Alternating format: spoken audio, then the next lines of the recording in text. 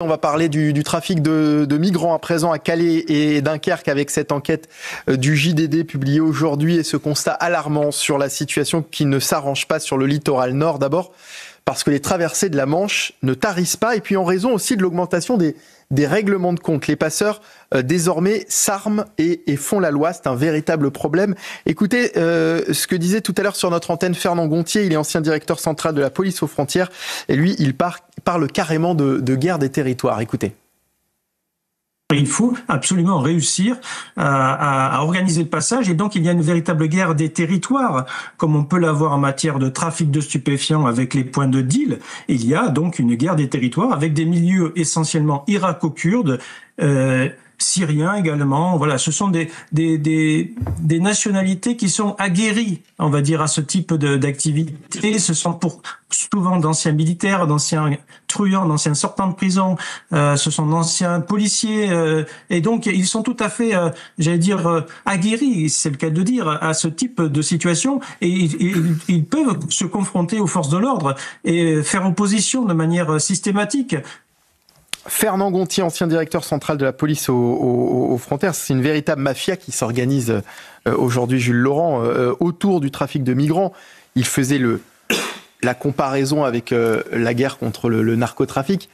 Finalement, on se rend compte que c'est un petit peu la même chose aujourd'hui. Tout à fait. À Calais, les associations pro-migrants ainsi que les passeurs installent le chaos, un désordre coordonné. Il faut vraiment pointer aussi la responsabilité de l'État. Encore une fois, ces associations et ces passeurs ne sont puissants que parce que l'État a reculé. Nous finançons ces associations pro-migrants qui organisent le chaos, mais nous les laissons aussi entrer au cœur même de nos institutions. J'en veux par exemple, au sein de la préfecture de Lille, donc qui n'est pas loin de celle de la ville de Calais, on a une commission qui s'appelle la CODRES. C'est une commission qui permet, auquel viennent se loger toutes les associations pro-migrants et qui permettent à ce que lorsqu'un clandestin a épuisé toutes ses voies de recours pour essayer de régulariser sa situation sur place, et une dernière voie de recours devant le préfet. Donc, en d'autres termes, le préfet a préféré faire venir les associations pro-migrants au cœur de sa préfecture, plutôt que d'avoir un rapport de force, parce qu'on sait très bien que les préfets détestent avoir des mauvaises images. Vous vous rappelez tous de ces associations comme Utopia 56 et autres,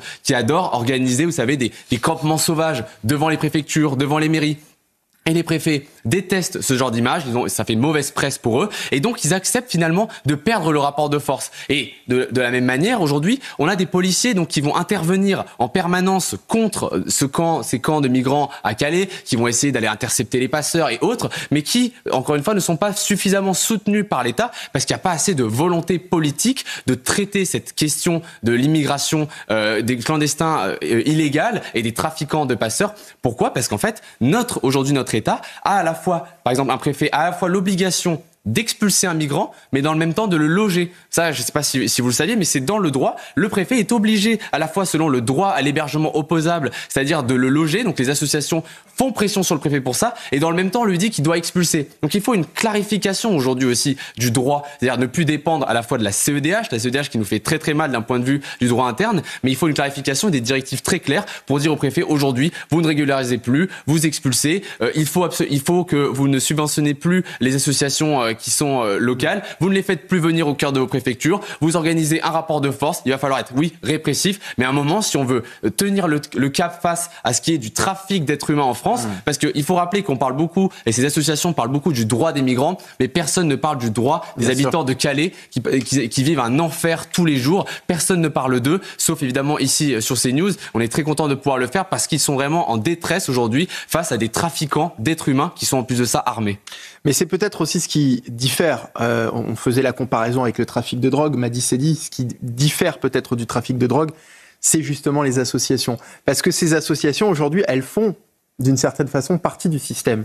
Bien sûr, pour ces associations, pour beaucoup, j'ai envie de dire que c'est un fonds de commerce. Les associations, ça leur permet d'avoir des subventions, ça leur permet de continuer justement à faire croire à ces personnes que c'est possible. Elles savent pertinemment qu'elles mettent en danger ces personnes-là. Elles savent aussi que ces personnes, une fois qu'elles seront entrées sur le territoire, elles n'auront pas de vie normale. C'est indigne, je trouve que c'est leur mentir. Alors on peut pas dire que il y a certainement au sein de ces associations des gens qui sont pleins de bonne volonté, qui n'ont pas de mauvaises intentions. Je veux croire que ces gens-là existent au sein des associations. Néanmoins, je pense que le sentiment global dans ces associations, elles sont très contentes de faire un bras de fer avec l'État. Et souvent, ce qu'il faut savoir, c'est que ces migrants, une fois qu'ils sont rentrés sur le territoire, contrairement à ce qu'on leur laisse penser, ils sont abandonnés à eux-mêmes. C'est ces migrants qu'on trouve à la porte de la Chapelle, c'est ces migrants qu'on trouve dans les différents campements ici à Paris et ici et là. Ils sont abandonnés à eux-mêmes. Et ça, c'est terrible. C'est mentir à ces migrants, leur faire croire que c'est possible en France, alors qu'on sait pertinemment que nous n'avons plus les moyens. Nous n'avons plus les moyens de les recevoir de manière digne. Et ça, c'est un discours, malheureusement, qu'on n'entend pas beaucoup. On laisse croire à ces gens-là que c'est possible. Or, nous savons tous que ce n'est plus possible aujourd'hui. Et je trouve que sur la question migratoire, il y a aussi un autre souci, au-delà des difficultés qu'on a sur les questions européennes. Mais je crois qu'il faut aussi, à un moment, mettre au banc des responsabilités les pays d'origine de ces personnes-là, parce qu'elles ont aussi une responsabilité. Quelque part, elles les laissent partir sciemment.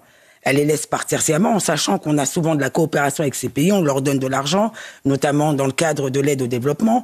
On finance des projets soi-disant pour permettre à ces migrants qui parfois ont déjà été expulsés de se réinsérer localement. Et en réalité, quand on regarde, il n'y a rien qui est fait.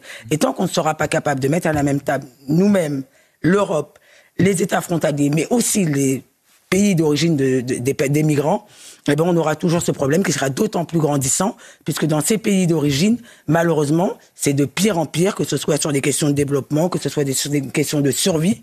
Eh bien, tant qu'on ne fera pas ça, ben on aura toujours autant de migrants, comme on l'a vu dernièrement, le nombre de migrants qui arrivent chez nous est de plus en plus grand. Mathieu Hoc. Oui, Madi a très raison de soulever un point qui est essentiel, c'est la question des pays d'origine. Il faut vraiment, et on ne le dit pas assez souvent, et là il faut pointer du doigt la responsabilité des pays africains notamment. L'Afrique a reçu l'équivalent de 4 fois le plan Marshall en aide publique au développement depuis les indépendances. Les pays africains, dans les années 60 à la décolonisation, avaient des PIB par habitant supérieurs à des pays comme la Corée du Sud, comme le Vietnam, comme la Thaïlande, des pays comme ça. Et pour autant, on voit aujourd'hui que la Corée du Sud, par exemple, est entre 8 à 15 fois plus riche que la plupart de tous les pays africains. Et c'est un véritable problème, c'est qu'aujourd'hui, des gouvernements locaux détournent l'aide publique au développement et effectivement entretiennent la misère. Ensuite, après, il y a un autre point qui est, là, ça, c'est le point sur les pays africains, mais il y a un point de responsabilité, c'est les peuples européens aujourd'hui et le peuple britannique comme le peuple français ont la sensation de subir l'immigration et de ne pas la contrôler. Et ça s'illustre par plein de choses. Il y a effectivement la question européenne, mais vous avez raison de soulever toutes ces associations pro-migrants subventionnées par l'État. Il y a aussi l'aide juridictionnelle, c'est Amine Elbaï qui intervient souvent sur votre antenne, qui avait soulevé aussi ce lièvre. C'est donc des avocats qui se font de l'argent sur l'aide juridictionnelle, donc c'est-à-dire l'aide qu'apporte l'État à des migrants, alors que cette aide-là, la plupart des Français moyens n'y ont pas accès, pour justement dans le cadre de procédures très longues, 1, 2, 3 ans de contentieux administratif. Et aujourd'hui, cela embolise tous les services administratifs. Il faut savoir quand même que près de 40% du contentieux administratif en France